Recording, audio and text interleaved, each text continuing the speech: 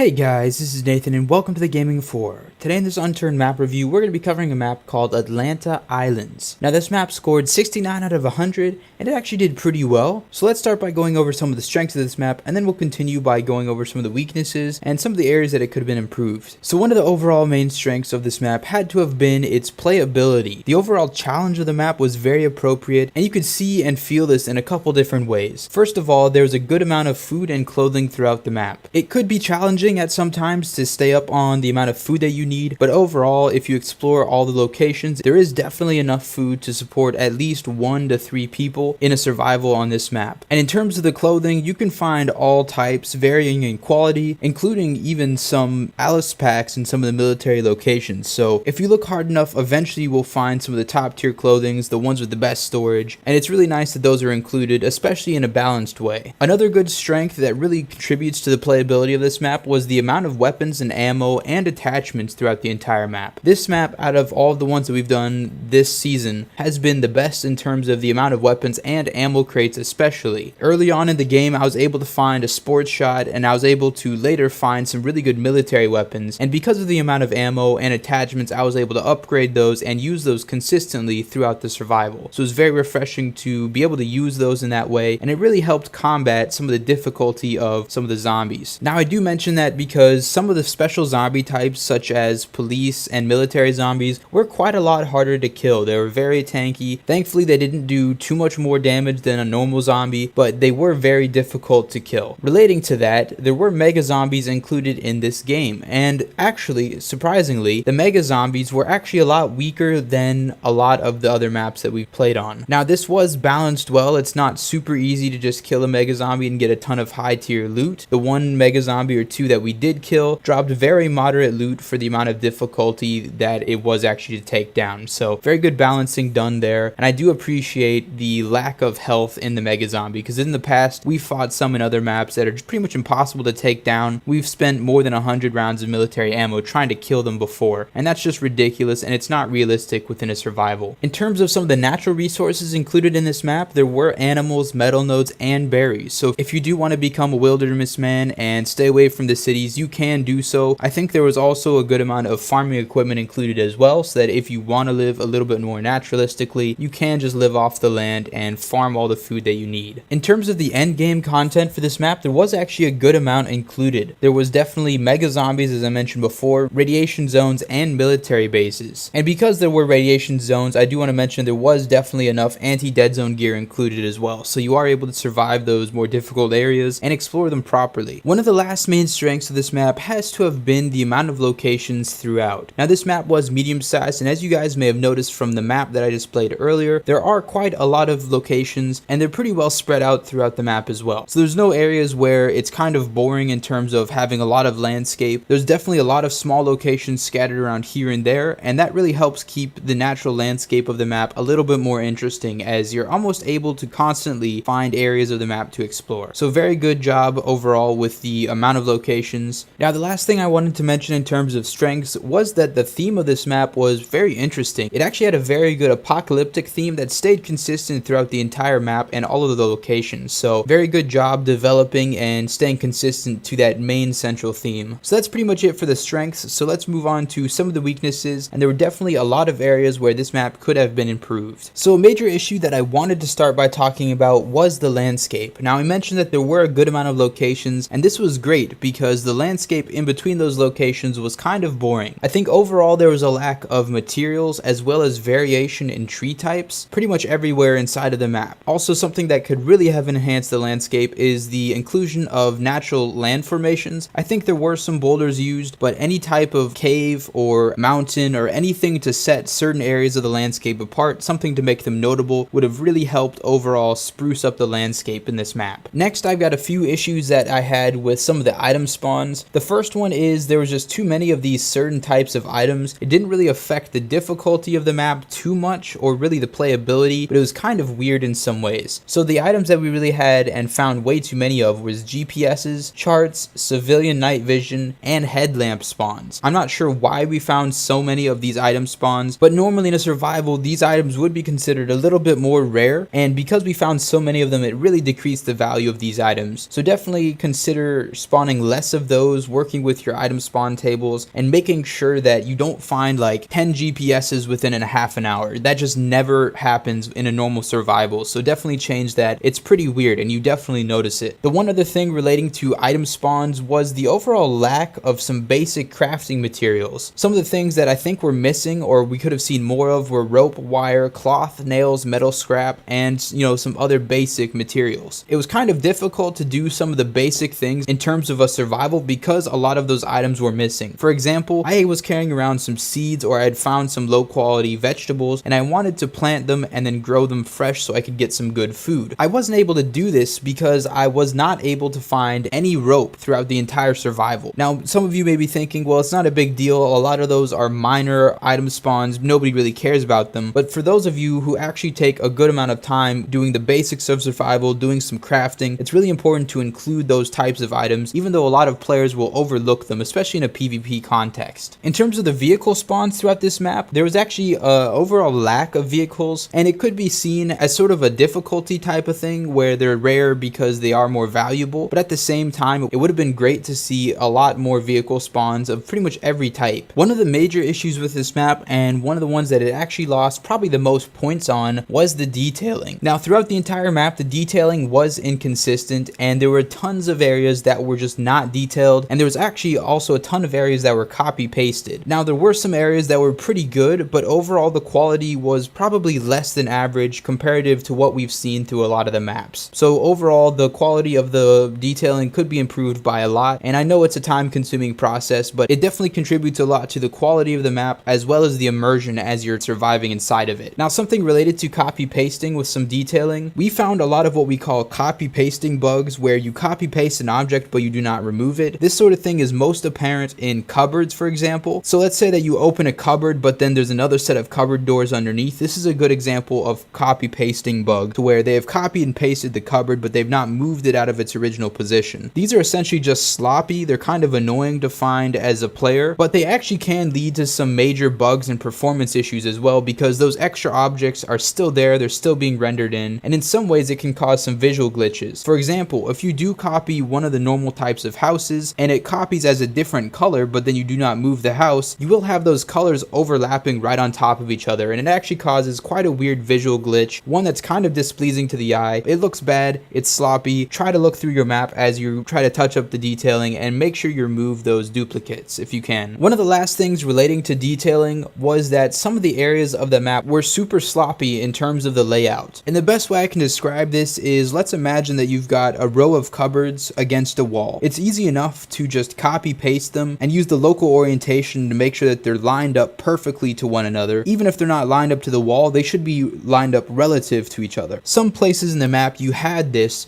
where like one or two of the cupboards in the middle or on the end, it doesn't really matter, were just off. They were like away from the others by a very small amount, and it really doesn't look good. It kind of bothered me from an aesthetic standpoint. I'm a little bit OCD with some of that stuff, and I don't think it was done on purpose. It seemed like more of a sloppy issue, but we saw this throughout the entire map, not just with cupboards, but with other types of various objects. It looks like the detailing was done in a very hurried fashion, and you could definitely tell. It looked sloppy. I don't think it really added to the destroyed post-apocalyptic feel. It was just more of a sloppy thing. So I would definitely go through and not only look for the copy paste things, but try to touch up, straighten things up, make the detailing look a little bit better overall by fixing some of those janky situations. Also, in certain areas, I was able to get under certain objects. For example, I was able to get under the road near some of the sinkholes. Also, in the underground tunnel, I was able to see some of the ground poking through in the tunnel, which is definitely an easy fix. You just have to rearrange the map hole volume. So consider fixing those issues as well. It really decreases the quality of the map. Definitely go through and fix a lot of those issues, or as many as you can. Now, one of the last issues that I had with this map that really should be worked on was that the presentation could use a little bit of help. Now, the main official starting image for the map was like a CEDA image. I'm not sure why it was there. It didn't relate to the map at all, but it was the type of image that if you're scrolling through the workshop and you see it on a map, you're just going to ignore it. You're going to think it's some copy paste or re-upload, and it really doesn't help the map at all. So continue working on the presentation. I know some work was done, and you do have a decent description, but consider also adding some more information in the description, like what's the size of the map, how many locations, do you have custom content, etc., etc. Now, one last consideration, not anything that we took off for, but this map doesn't contain any custom content or Easter eggs. And with the way that the maps and the workshops are going these days, at this point we're going to start looking especially for any type of custom content in maps from here on out. Because custom content is so common in almost every map on the workshop these days, it's becoming almost a staple, and really we're not taking off points for not including custom content, but the inclusion of custom content can definitely add points and add quality to your map so that it does eventually score better. So definitely maybe look into making NPCs, maybe custom objects, custom materials, decals, custom shirts, you name it. Any type of custom content will definitely increase the value of your map. Anyway guys, that's pretty much it for the strengths and the weaknesses. Hopefully you guys are interested in this map. It was a pretty good playthrough. As we said, the playability was 20 out of 24. It was very good. It was very enjoyable to play through as well. It was challenging but also difficult. You had plenty of guns and ammo to mess around and take down some mega zombies. So I definitely recommend it to you all. I highly enjoyed it. And of course, if you guys are interested in checking out this map, there will of course be a link to it in the description below. Anyway guys, if you're interested in having your maps reviewed this map review season, please head on over to our Discord. We will vote on maps weekly, and there's a map nomination poll there as well. So if you guys want your maps nominated, visit the map nomination poll, nominate your maps, and then weekly we will vote on all of the maps that have been nominated, and the one that wins the weekly vote will be the one that we review next. So anyway guys, hope to see you there. Thank you so much for watching. Please like this video if you enjoyed it, and please subscribe if you want to see some more. I will see you all later.